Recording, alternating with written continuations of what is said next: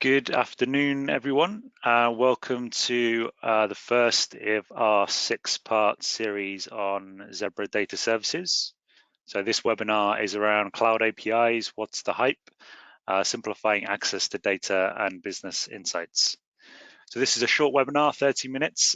Please post any questions as we're going through the webinar on the GoToWebinar tab on the right of your screen. And we'll look to leave a few minutes at the end of the session to answer those. So we were due to be joined by our partners at GCP today, but unfortunately they had to pull out, but we still got a great lineup of speakers here. So we've got myself, Alex Fryer, EMEA Regional Product Manager for Intelligent Edge Solutions at Zebra. We've got Dan Quigliana, who's the Global Zebra Data Services Product Lead. And we've got Nathan Clevenger, who's the Director of Software R&D. So with that, I will hand it over to Nathan. Thanks, Alex. So to get things started, I think it's really important to take a step back and look at the context that we're operating in today. I think a lot of technology shifts involve a lot of companies going out and evangelizing a particular technology. But one of the things that we've seen with cloud computing is that a lot of the we'll say normal size partners and independent software vendors that are leveraging the cloud don't necessarily have to do a lot of evangelism about moving to the cloud, because you've got companies like Amazon, Microsoft, and Google that are spending extremely large amounts of money. And one of the interesting aspects of this is that although, take Amazon for example, although Amazon Web Service is a relatively small percentage of Amazon's revenue, as a percentage of Amazon's profit, AWS is over 70% now. And so what we are seeing when we look at the market is that a lot of companies don't have to be convinced to move to the cloud. That is happening already. And if you look at the percentage of companies overall that have moved to the cloud, last year, 58% of companies had at least 80% of their applications living in the cloud, living in a software as a service model. This year, that's expected to go up to 73% of companies overall. If we take a look at enterprise customers, it's a little bit lower, but it's actually not as far behind as you might think. Last year was a really pivotal year for enterprises. As of 2019, 51% of the global 500 had at least 80% of their business applications running in the cloud in a software as a service model. And as you can see, in just the next few years, we will see virtual ubiquitousness of cloud-based applications for enterprises and small businesses alike. And so then if you look at how maybe Amazon got here, as well as thinking about API first in a paradigm standpoint, Jeff Bezos back in 2002 did what has been known as the big mandate. Basically, Jeff Bezos came out and said, anytime anyone builds any functionality, whether it's for internal or external purposes, it doesn't matter. You need to expose that data and functionality through an API. It doesn't matter necessarily what technology you use. It doesn't matter anything except you have to use that API, whether it's being used internally or not. And anyone who doesn't do this will be fired. Just think about this for a second. Most companies couldn't get away with a technology mandate where if you don't do this, you'll be fired. But if you look at where Amazon has gone and how they've gotten here, this is exactly how they did it, by prioritizing APIs. And Amazon Web Services itself was a compute technology that they were building to power their e-commerce platform. But it turns out that layer of abstractions, that cloud compute capability to essentially abstract away the need to manage physical hardware and manage servers, that is ultimately what's created more value for Amazon than their core business in and of itself. And so let's think about this API first mindset through the lens of beer and a brewery. And so, the traditional approach before, someone might take an API first mindset would be, really looking at how an organization would build the functionality and bring it to market. And so traditionally, an organization might brew their beer. They might build a monolithic set of systems. They might have a database in the back end to facilitate their commerce, to track their inventory, and to manage the production of beer. And then they would offer that to the customer.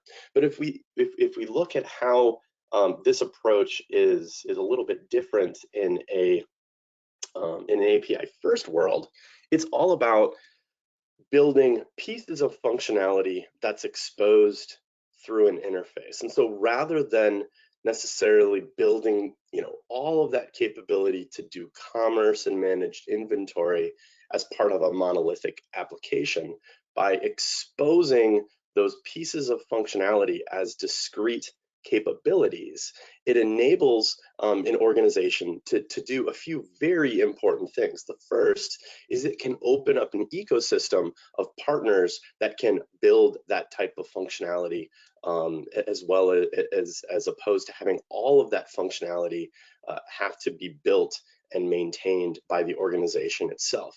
But another really important capability and result comes out of this, which is functionality, you could say, behind the API can actually be built at the same time as functionality moving forward. And so when you take that approach, you can actually cut the total time to market very significantly. And as you can see, there's a quick poll here. Are you using cloud APIs today, or do you intend to use them in the near future?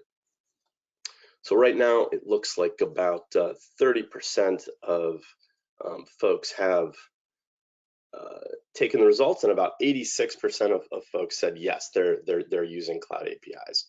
And really, when you think about this, cloud APIs are what is at the foundation of enabling that type of ecosystem and taking that functionality from purely a single application to really an ecosystem. So let's move forward and look at another example.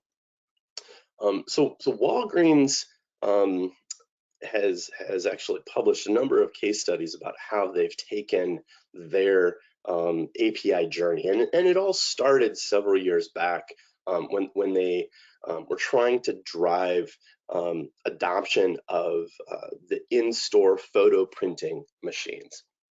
And so this really started with looking at how could they take APIs for photo printing and expose that out to other third-party developers to take advantage of. And some of the first partners that took them up on this were companies like Hallmark, companies like PhotoBucket, companies that there might be an opportunity to tie digital photography to a physical print.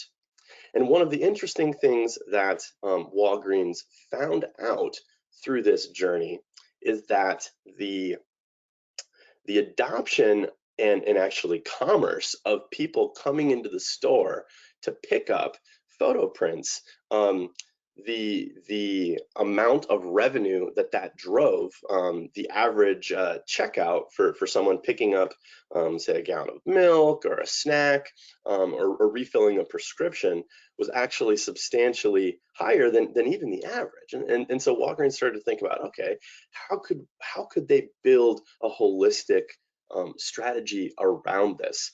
And so continuing to invest in the photo prints API was definitely part of this, but they thought about what were the other types of APIs that they could put out there. And so they exposed ultimately functionality like healthcare clinic scheduling. So in a Walgreens pharmacy, there's often a nurse practitioner that can see a patient for mild types of uh, health incidents. And so being able to schedule that from right within an application like WebMD, that started to get a lot of traction.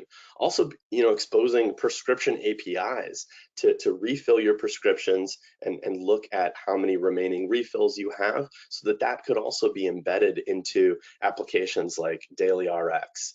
And as well as then exposing APIs for balance reward programs.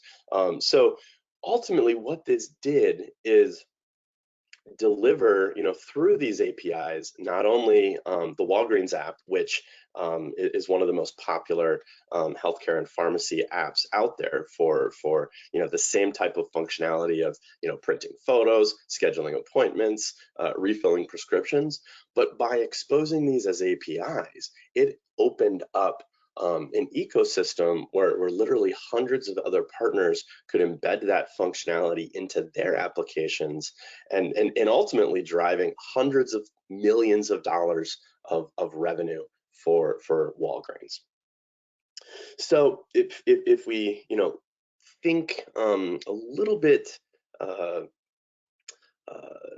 more closely at what are the types of APIs that someone might see when they think of APIs. I think a lot of folks, when they think about cloud APIs, they might think of one of these three types of APIs. But as we've looked at the market and looked at the ecosystem, we've really tried to distill this down to three different types of APIs. First would be APIs that we call triggers, and think of these types of APIs as events that might be coming from some type of system, whether that's a device or a piece of infrastructure. Examples of this could be in a Zebra world, a barcode scan event had occurred, or diagnostics could be that a printer has a print head that's failing. Those would be examples of triggers, which are really events going out from the devices and ecosystem. The second type of API is what we call a search, and this is something that could look at historical data. It could look at current state or real-time data. It could be types of queries mashing up many third-party data sources. It could be leveraging artificial intelligence and machine learning. This is all about querying and looking up information. And examples of this in a Zebra world could be something like looking at current battery life state, as well as maybe looking at historical, barcode scans and say which mobile device last scanned this particular serialized barcode, and querying that. Those would be examples of what we would call searches. And then finally, actions. Actions are all about doing something tangible. So this is driving inactivity through the API. Some examples of this could be actually, sending a print job that's doing something tangible by actually triggering or sending that print job. It could also be something like actually, buying supplies, or actually facilitating commerce by opening, that type of functionality up. You can drive, physical actions. And so really, it's then the combinations of triggers, search, and actions that can be woven together to create a holistic solution. Um, a sequence could start with a trigger. It could be, that event, that trigger could be enriched with a search, and then ultimately, tie that back to an action. And in our Zebra paradigm, we like to call that our sense, analyze, act framework. And so by leveraging these types of APIs, this is really what enables many, many different types of solutions to be pieced together. So with that, I'm gonna hand things over to Dan Qualiana to talk about Zebra Savannah. Thanks a lot, Nathan. That was a really fascinating view on the growth of cloud and really how it's all over in the market today. And when we talk to our enterprise customers, we're seeing that. We're seeing companies that even a year ago had some fear about putting some business critical applications in the cloud, now shifting their perspective as um, the regular security updates that are going around actually can make it easier and actually increase some of the security that they have. But I think, tying in with a lot of what Nathan had said, when you look at Zebra and why did we get into this space? Zebra has literally tens of millions of devices that we've sold out into our enterprise customers in the field. Every one of those devices is being used in some form of business critical workflow application. There is data that's going through these devices, and there's data being generated by these devices. And how can we facilitate the collection of that data, the analysis of that data, and then actions that can be taken based off of that? And that was really the impetus for building the Zebra Savannah platform that cloud enables Zebra's portfolio. So whether you have a printer, a mobile computer, an RFID reader, or a scanner, you can now have this device be simplified connectivity to the cloud. You can have the data that's being generated by that device. So whether that's a scan on a mobile computer or even some of the sensor data and some of the kind of performance of that device, that data to be sent into the Zebra Savannah cloud. From there, we are able to store some of that information in our data lake. And then with that API first approach Nathan was talking about, what we've been doing is we have been building a large number of APIs, some for our own consumption, as we're building some of our solutions, such as Visibility IQ or our Lifeguard over the air. We're building these APIs so that we can build in some functionality on some of the solutions we have. But primarily, we're looking at this as an opportunity to put more tools into the hands of our partner ecosystem and our end customers. And so by building these building blocks, we're facilitating the capabilities for this community to be able to take smarter actions. So I think a few examples of this. So at our Channel Partner Summit, we were talking about some of these examples. So Nathan was talking about trigger searches and actions. So if you think of a mobile computer, there is a lot of information being generated just around the battery. How many times has that battery been charged? How long has it been charged? That data through an agent, if a customer decides to send that data can be sent to our Zebra Savannah cloud. Today we have millions of devices connected, pulling that data into our cloud. We then are able to analyze that data to look at how many charges there are and build an API around expected end of life for that battery. So an analytics API. That API can then either be directly consumed to just share that information, but really so that trigger and then the search to understand that. Ultimately, the value there is generating an action that when a battery has an expected end of life, that customer is going to want to purchase a new battery. and they're going to want to remove that battery from service so that that doesn't impact their worker productivity. And so that's kind of how this whole story is coming together around the value of cloud and how we're pulling data and putting the power of data and I would say more refined data so that we can take more specific actions. So if we go to our next slide, I just kind of wanted to very briefly go through the portfolio that we have today and on our near-term release map here. Ultimately, Alex is going to dive into this at the tail end, but we do have different webinars where we're going to be doing a deep dive into really, I think it's each and every one of these APIs and products so that we can make sure people understand what are some of the use cases, the value into an enterprise application. So looking at the device health side of things, and actually if we look on the left-hand column, each and every one of those is tied strongly to Zebra devices, whereas the right-hand column are more hardware independent of software APIs. So if we look at device health, I think I just gave a good example of that.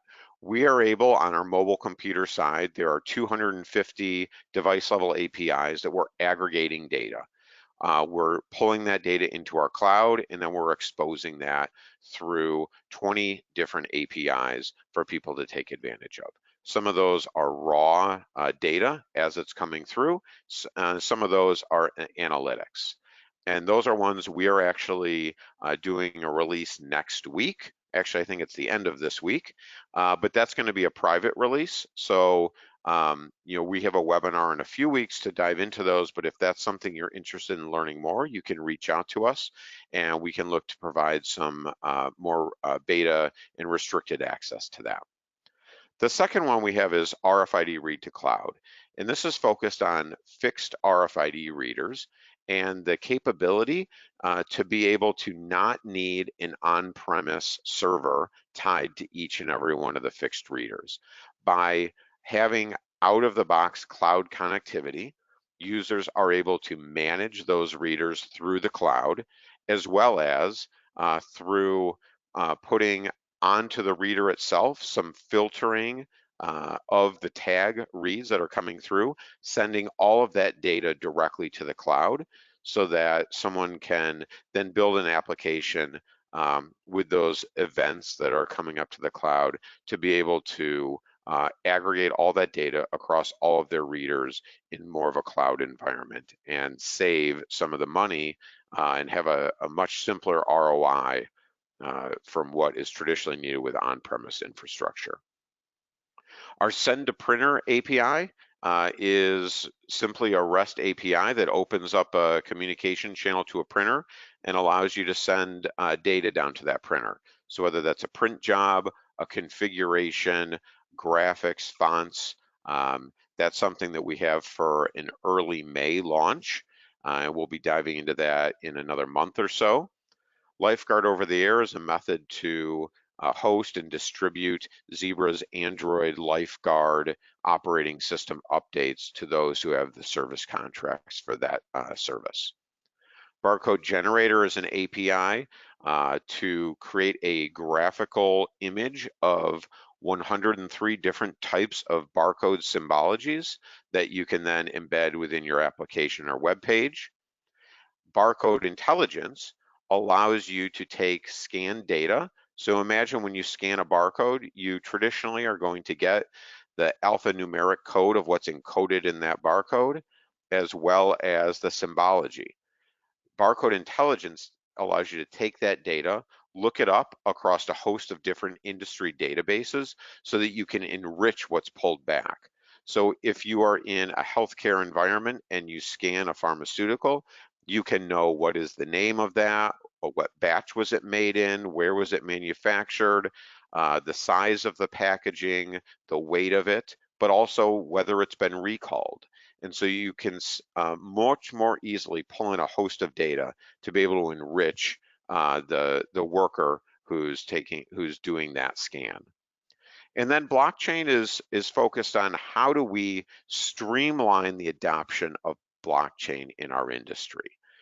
When data is passed through our printers, our scanners, mobile computers, and RFID readers, how can we help companies more easily build out proof of concept or applications so that they can take that data that's going through some of those scans and simply add it onto a blockchain ledger or be able to read it off.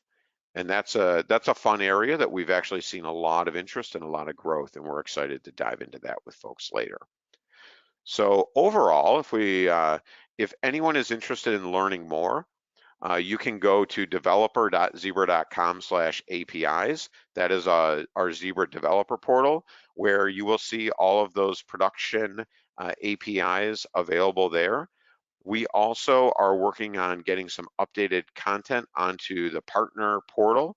For Zebra folks, we just updated our Zebra Data Services presentation and excited to put that on the source for people to see, and we're going to be rolling that out to our partner portal. And again, if you have any questions, please feel free to ask myself, ask Alex and Nathan, and we're really happy to help people drive adoption here. We're really pleased. We've seen huge growth in the last few quarters of adoption for these and looking forward to seeing more growth going forward. So thank you. I'm going to turn it back to Alex now. Great. Thanks, Dan. That was great. So interestingly, I just did a poll after you talked about the developer portal, and 58% are registered and 42% have not registered. So that's probably a good thing for you guys to do after this webinar. Jump onto the let me just come back here. Jump onto the developer portal, just register and have a look around. That's a good follow-up. So I'm just going to here share again all the details of the speakers. So Dan and Nathan's email address is there, and my own email address if you had any follow-up questions. Again, post your questions in the GoToWebinar. We've got a couple of minutes left here that we're going to use to answer some of those. Whilst you're doing that, just a couple of final slides here. You'll see this slide on all of our webinars in our partner webinar series. Just an update on the coronavirus outbreak and how we're responding to that. The partner webinar series you can find on the Partner Gateway. There's a significant amount of webinars over the coming weeks. And yeah, if you just jump onto Partner Gateway, you'll find all of those under the events tab. And specifically on this series, we have, as I said at the start, 6 webinars planned. This was the first. Just a short introduction, as you saw, on why we are, how we've built Savannah and why using cloud APIs. And you'll see the next webinar is scheduled for the 28th of April, so in a couple of weeks' time.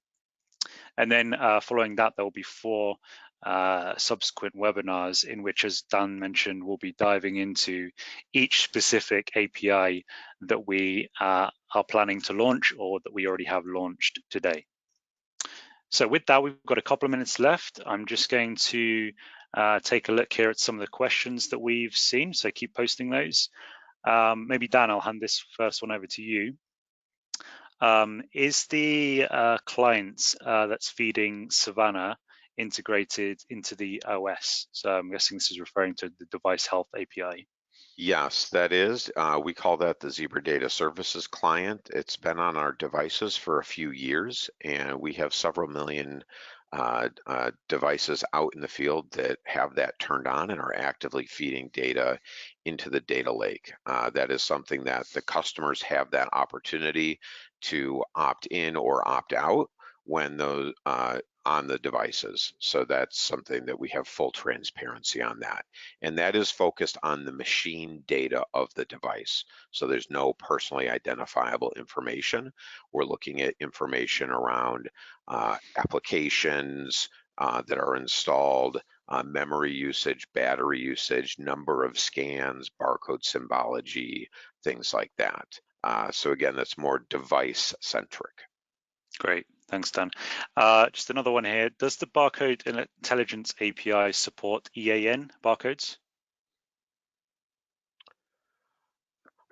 Yes, it does, and that's one that our data source. I think initially we had called this UPC, but it does support UPC, EAN, and ISBN, and we are actively kind of continuing to do testing to see kind of how thorough the product database is there globally, so that we can make sure that this has a strong global impact. Great. Is customer data that is uploaded to Savannah secure? So we do go through a large number of security reviews. We have organizations we work with that do penetration testing. We have a whole team that's focused on that. Security is very important to us. We also are very cautious in terms of the types of data we pull in. We now have a multi-tenant solution so that we are able to segregate customer data so that we can make sure that only those who are supposed to see that data can see it. And as we kind of dive into this, as a third-party company is wanting to pull in a customer's data as part of their solution, we have checks and balances in there to verify that that owner of the device, that customer, has to approve and grant access to that. So we do take security very seriously and have a lot of checks and balances in place to help make sure that we can have that be as secure as possible. Great, thanks, Dan. So we're at the top of the hour. I see a number of additional questions here, actually around specific APIs like the print API and the barcode intelligence API. So what I would say is that if you can register and jump onto the subsequent webinars we have in the series, then we'll dive deeper into each API, and we'll be sure to cover a lot of that detail that you're asking for across those specific APIs. But with that, I'll just like to thank you all for joining. Thank you all for the time. This will be recorded. This has been recorded, and it'll be posted with the presentation on Partner Gateway. So please check there after the webinar, give it a few days, and any follow-up questions, then please reach out to myself, Dan, or Nathan. Thank you very much, everyone. Have a good day.